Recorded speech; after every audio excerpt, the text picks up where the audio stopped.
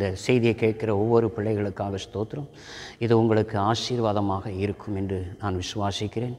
இதை நீங்கள் கேட்கும்போதே ஒரு பெரிய மாற்றத்தை காண செய்வார் ஆண்டவர். கர்த்தருக்கு ஸ்தோத்திரம். ஏசாயா 31:5 பறந்து காக்கிற பட்சிகளைப் போல சேனைகளின் கர்த்தர் எருசலேமின் மேல் ஆதரவாக இருப்பார். பறந்து காக்கிற பட்சிகளைப் போல எருசலேமில் ஆதரவாக இருப்பார் என்று சொல்கிறார். இன்றைக்கி கர்த்தராகிய இயேசு உங்களுக்கு சொல்லுகிறார், பறந்து காக்கிற பட்சிகளைப் போல தேவாதி தேவன் உங்கள் குடும்பத்துக்கு ஆதரவாக இருப்பார், உங்கள் பிள்ளைகளுக்கு ஆதரவாக இருப்பார். நீ எந்த இடத்திலே விடுவிக்க முடியாமல் இருக்கிறாயோ அந்த இடத்திலே கர்த்தர் உனக்கு ஆதரவாக இருப்பார். சர்வ வல்லமுள்ள தேவன் இன்றைக்கி உனக்கு சொல்லுகிற வார்த்தை. ஒருவேளை இதை பார்த்து கொண்டு இருக்கிற நீ, ஆண்டவருடைய சமூகத்தில் எனக்கு ஒரு ஆதரவும் இல்லையே, நான் என்ன செய்வேன் என்று தத்தளித்து கொண்டு இருக்கலாம். இன்றைக்கு இந்த வசனத்தை கேட்கும்போது கர்த்தர் சொல்லுகிறார், அவர் உனக்கு ஆதரவாக இருப்பார். நீ எந்த இடத்துல விடுவிக்கப்பட முடியாமல் இருக்கிறாயோ அதே இடத்துல உன்னை கர்த்தர் விடுவிப்பார்.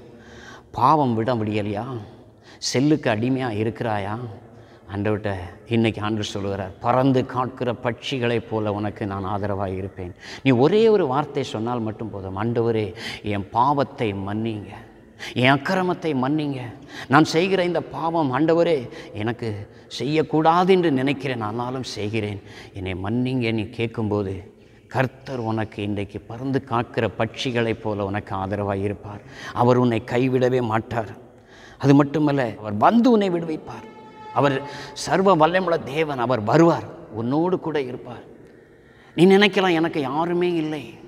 இப்போது பேசி கொண்டிருக்கிற நான் சொல்லுகிறேன், இயேசு உன் பக்கத்தில் நின்று கொண்டு இருக்கிறார். நீ கூப்பிட்டா போதும் உனக்கு ஆதரவாக வருவார். உன் குடும்பத்தை காத்து எவ்வளோ பெரிய பிரச்சனை இருந்தாலும் தப்ப பண்ணுவார். வியாதியிலிருந்து தப்ப பண்ணுவார். எவ்வளோ பெரிய வியாதியாக இருந்தாலும் கர்த்தர் உனக்கு இன்றைக்கி ஒரு ஆதரவாக இருப்பார். கடந்த வாரத்தில் ஒரு 2 கிட்னி ஃபெயிலர், அவங்களுக்காக ஜெபிக்க போயிருக்கும்போது அந்த டாக்டர் 10 மணி நேரம் டைம் கொடுத்தாங்க. ஆனால் அந்த 10 மணி நேரத்தில் அவங்க குடும்பத்தில் எல்லோரும் வந்துட்டாங்க, ஒருவேளை இறந்து போவாங்கன்ட்டு. ஆனால் அந்த இடத்துக்கு நான் என்னை கூப்பிட்டுருக்கும்போது போயிருந்தேன். ஒரு பெரிய அற்புதம் செய்தார் ஆண்டவர்.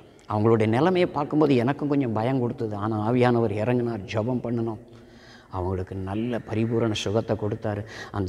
அந்த நிமிஷத்திலே கர்த்தர் அவங்களுக்கு விடுதலை கொடுத்தார். உடனடியாக மறுநாளே அந்த நார்மல் வார்டுக்கு வந்தாங்க. இன்றைக்கி வீட்டுக்கு டிஸ்சார்ஜ் பண்ணி போயிருக்காங்க. ஆனாலும் கர்த்தர் சொல்லுகிறார், அவர் உனக்கு ஆதரவாக இருப்பார், உன்னை கைவிடவே மாட்டார், உன்னை ஒருபோதும் அவர் கைவிட மாட்டார். இந்த நேரத்தில் நான் பேசிக்கொண்டு இருக்கிற இந்த வார்த்தை கேட்டு கொடுக்குற என் அருமை தம்பி தங்கச்சி, நீ செல்ஃபோனுக்கு அடிமையாக இருக்கிறாயா? அவர் உனக்கு ஆதரவாக இருந்து அதிலிருந்து பிட்டிங்கி எடுப்பார், உன்னை விடுதலை ஆக்குவார், உன்னை கைவிடவே மாட்டார். 31:5 சொல்லப்படுகிறது, நீ போய் எசேக்கியாவை நோக்கி உன் தகப்பனாகிய தாவீதின் தேவனாக இருக்க கர்த்தர் சொல்லுகிறது என்னவென்றால், உன் விண்ணப்பத்தை கேட்டேன். ஆண்டவருடைய ஜெபத்துக்கு ஒரு பதில் உண்டு. நீங்கள் விண்ணப்பம் பண்ணி ஜெபிக்கும்போது, நீங்கள் கண்ணீர் விட்டு ஜெபிக்கும்போது ஆண்டவராக இயேசு கிறிஸ்து அந்த இடத்துல உங்களுக்கு ஆதரவாக இருப்பார். 6 சொல்லுது, நான் உன்னையும் இந்த நகரத்தையும் அஸ்ரியா ராஜாவின் கைக்கு தப்புவித்து இந்த நகரத்துக்கு ஆதரவாக இருப்பேன். உன் குடும்பத்துக்கு ஆதரவாக இருப்பார், உன் கணவருக்கு ஆதரவாக இருப்பார். ஒருவேளை உன் கணவர் தவறான வழியிலே ஒருவேளை குடி வெறிக்கு அடிமையாக இருக்கலாம், எந்த காரியத்துக்கு அடிமையாக இருக்கலாம். ஆண்டவர் இன்றைக்கி சொல்கிறார், அதிலிருந்து ஒரு பெரிய விடுதலை கொடுத்து உன் கண்ணீருக்கு உன் ஜெபத்துக்கு பதில் கொடுத்து உன் விண்ணப்பத்தை கேட்டு அவர் விடுவிப்பார். அவர் விடுதலையாக்குகிற கர்த்தர். நீ எந்த இடத்துல விடுவிக்கப்பட முடியாமல் இருக்கிறாயோ அதே இடத்திலே ஆண்டவர் விடுவிப்பார். ஏனென்றால் அஸ்ரியா ராஜாவின் கைக்கு தப்புவித்து இந்த நகரத்துக்கு ஆதரவாக இருப்பேன் என்று சொல்கிறார். உன் குடும்பத்துக்கு மட்டுமல்ல, உன் பிள்ளைகளுக்கு ஆதரவாக இருப்பார்.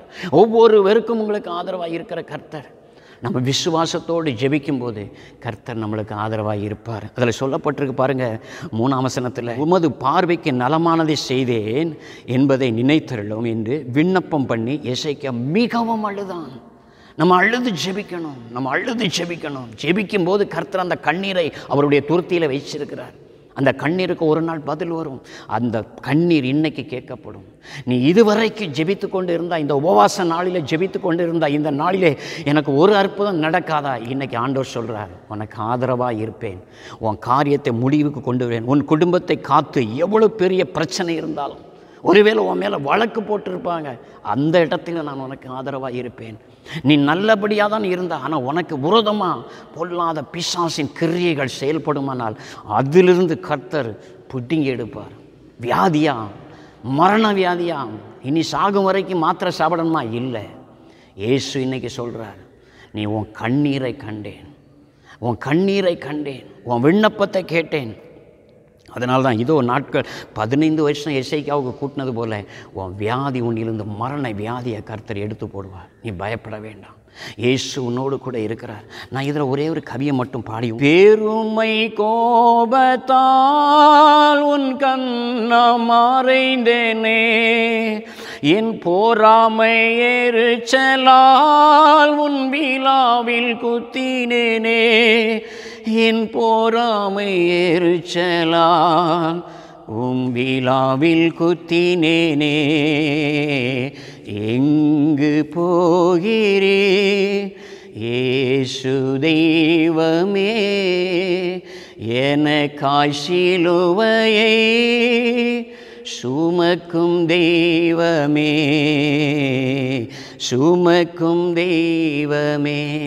இந்த வார்த்தை பெருமை புகழ் நம்மளுக்கு வேண்டாம். இயேசு ஒருவர் மட்டும் போதும். இந்த ராஜா பாருங்க, எசேக்கியா ராஜா மிகவும் அழுதான். நீங்கள் காலையில் எழும்பி மிகவும் அழணும். உங்கள் குடும்பத்துக்காக, பிள்ளைகளுக்காக, உங்கள் பொருளாதாரத்துக்காக அழணும். உங்கள் மீது போட்டிருக்கிற ஒவ்வொரு வேண்டாத வார்த்தைகளுக்காக போராடணும், ஜெபிக்கணும், அழணும். நீங்கள் அழும்போது கர்த்தர் உங்களுக்கு ஒரு ஆதரவாக இருப்பார். அவர் இப்போ சொல்லுகிறார், உங்கள் பக்கத்தில் நின்று அவர் உங்களுக்கு ஆதரவாக இருக்கிறார். நான் உன்னையும் இந்த நகரத்தையும் அசிரியா ராஜாவின் கைக்கு தப்புவித்து அந்த பிசாசின் பிடியிலிருந்து, மரண பிசாசின் பிடியிலிருந்து உங்களை தப்புவிக்கிறார். ஒருவேளை வியாதியில் மிகவும் மோசமாக இருக்கிறதா, முடியாதா, அவ்வளவுதானா? பயப்பட வேண்டாம். எந்த வியாதியாக இருந்தாலும் கர்த்தர் உங்களை தப்புவிப்பார், உங்களை கைவிடவே மாட்டார். நான் சொல்கிறேன், இயேசுவின் நாமத்தினால நீங்கள் மிகவும் அழுதபடினால் உங்கள் கண்ணீர் கேட்கப்பட்டது, உங்களுடைய வார்த்தைக்கு பதில் வந்தது. இயேசு ஒருபோதும் கைவிடாத தேவன். சொல்லுகிறது என்னவென்றால், உன் விண்ணப்பத்தை கேட்டேன், உன் ஜெபத்தை கேட்டேன். நீ ஆலயத்துக்கு சரியாக போனால் அதை பார்த்து கொண்டு இருந்தேன், உன்னுடைய ஒழுக்கத்தை பார்த்தேன். எல்லாவற்றையும் கர்த்தர் பார்த்து சொல்லுகிறார், நான் உனக்கு ஆதரவாக இருப்பேன், உன்னை கைவிட மாட்டேன். எந்த வியாதியாக இருந்தாலும், எந்த கடன் பிரச்சனையாக இருந்தாலும், எந்த போராட்டம் இருந்தாலும், பக்கத்தில் சுற்றிலும் இருக்கிறவங்க என்னை மதிக்காமல் இருந்தாலும், இன்னைக்கு கர்த்தர் உனக்கு ஆதரவாக இருக்கிறார். அவர் சர்வ வல்லமையுள்ள தேவன், அவர் ராஜாதி ராஜா, அவர் கர்த்தாதி கர்த்தர். அவரை நீ நோக்கி பார்க்கும்போது, அவர் விழாவில் குத்தப்படும் போது அப்படியே நோக்கி பார்க்கணும். அப்படி சிந்திச்சு பார்க்கும்போது உன்னுடைய கண்ணீருக்கு அவர் பதில் கொடுப்பார். நீ கண்ணீர் விட்டு ஜெபித்து, ஆண்டவருடைய சமூகத்தில் எனக்கு யாருமே இல்லை என்று கலங்கி நிற்கிறாயா? ஆண்டவர் சொல்கிறார், உனக்கு நான் ஆதரவாக இருப்பேன், உன் கண்ணீரை நான் துடைப்பேன், உன்னை கைவிடவே மாட்டேன், ஒருபோதும் கைவிட மாட்டேன். என் அருமை தங்கச்சி, நீ செல்போனுக்கு அடிமையாக இருக்கிறாயா?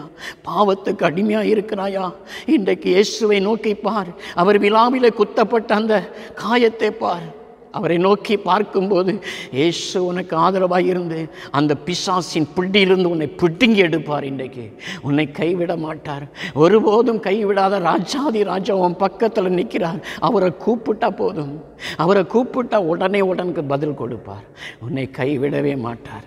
இந்த நேரத்திலும் என் ஆண்டவர் இயேசு என்னோடு பேசி கொண்டிருக்கிற இதே நேரத்திலே அநேக பிள்ளைகள், அதில் ஒரு சில குடும்பத்தார் எனக்கு ஒரு ஆதரவும் இல்லை என்று கலங்கி கொண்டு இருக்கிறீங்க.